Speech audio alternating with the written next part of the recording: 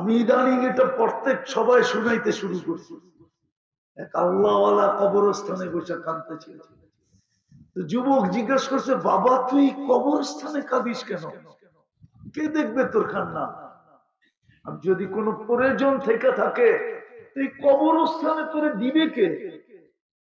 বাবা বলতেছে, বেটা কেন কাঁদি বলবো, তুই বুঝবি। বলছে, বল না বাবা।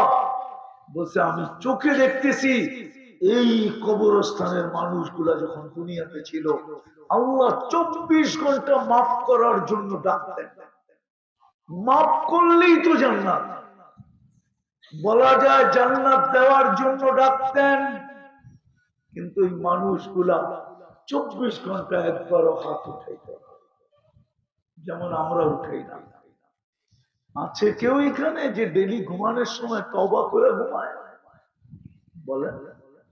এক যুবক বলো যে আমি সারাদিন যা করি তাতে কিছু আসে যায় না, আমি ঘুমানোর আগে আল্লাহর কাছে তওবা করে।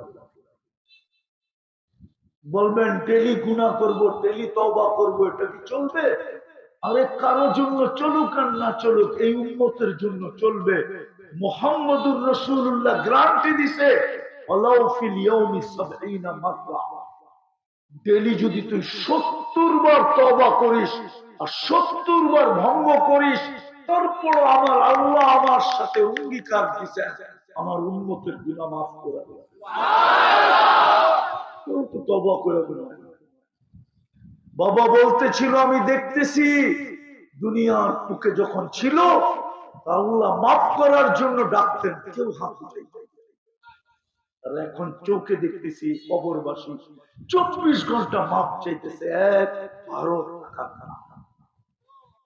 কোনদিন তাকাবে না, কসম খোদা।